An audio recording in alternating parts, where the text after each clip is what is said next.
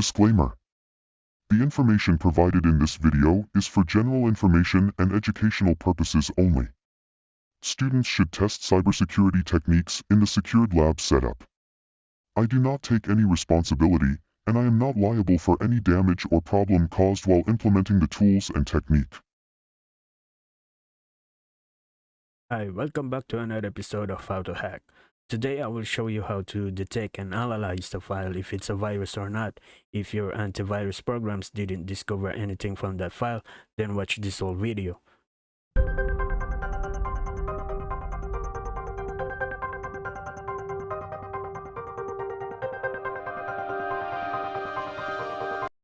So Trojan that I created before is very cool. It can bypass any antivirus program. It runs two pieces of code. The first one runs in the background, which runs our code, which was what we want to do. For example, open a port or connect back to me and give me a shell. And it runs another piece of code that the user expects. So it could display an image, play an MP3, or display a PDF file.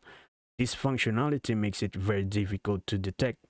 So the best thing to do is check the properties of that file and make sure that it is what it claims to be. So we have our Ford Raptor picture here, and we can see that it's JPG. So it looks like a picture and has an icon. And if I run it, I'll get a picture. Well, let's right click and go on properties. You'll see that this is an application. It's not a picture. So the same goes with PDF. Same goes with MP3. It should say MP3 if it is an MP3. It should say PDF.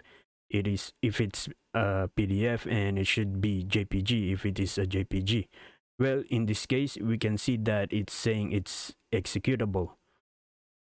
Going on the details, you see that it is an application. So it's not a picture. If it's a picture, it should tell you that it's a picture.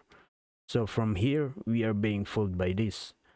Another thing you can play with is the file name. Another thing you can play with is the file name, and you'll be able to reset it if you rename the file to anything else. You'll see that it's an exe file and it's not a JPG. Now let's assume this Trojan combined with an executable. So if you run it, you were expecting to get an exe and you were accepting an application. So let's assume that it's combined with download accelerator plus. Instead, it combined with a picture. So the task is going to be more difficult because you are expecting an application anyway. So let's try to run this. Now, obviously, again, with the picture and the PDF, Windows will tell you that you are trying to run an executable, but if you're expecting an executable, then you're going to run it anyway. Such as the case, this will play the executable you are looking for and send the reverse session to Kali.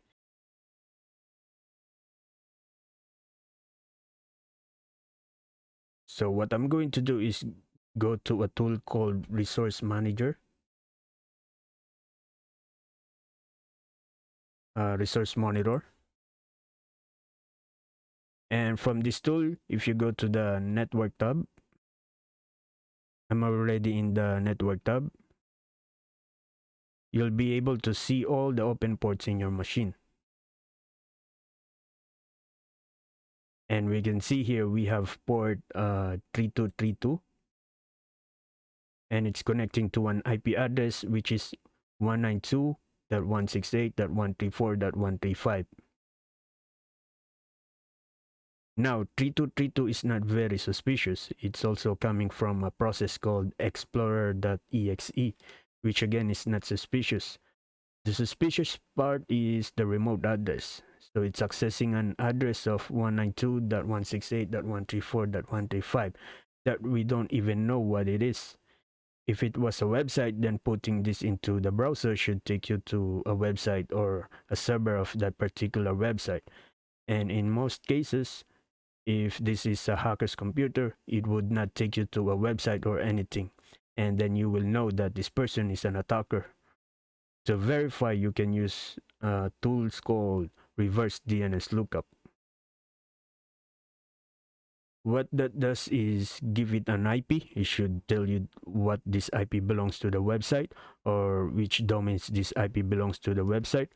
So let's have an example on Facebook.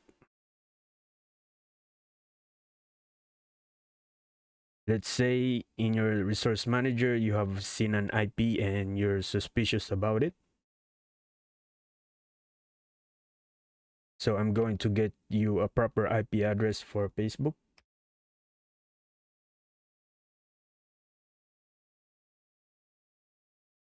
So let's say, for example, you've seen this IP.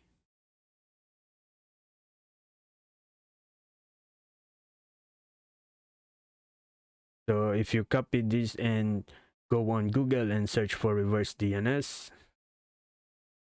so I will put the IP in here. The IP you see in your resource and look it up. If it's a website, there's nothing to be concerned about. If it looks suspicious, you'll know that this will be a suspicious person. Now, if you've seen something like this and it's going to Facebook and you're browsing Facebook, then it's now more you're using Facebook. So there's a connection between you and Facebook. Once again, I hope you learned something valuable in today's video tutorial.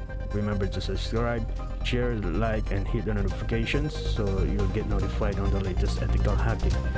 Thank you so much once again for watching. On to the next one. Peace.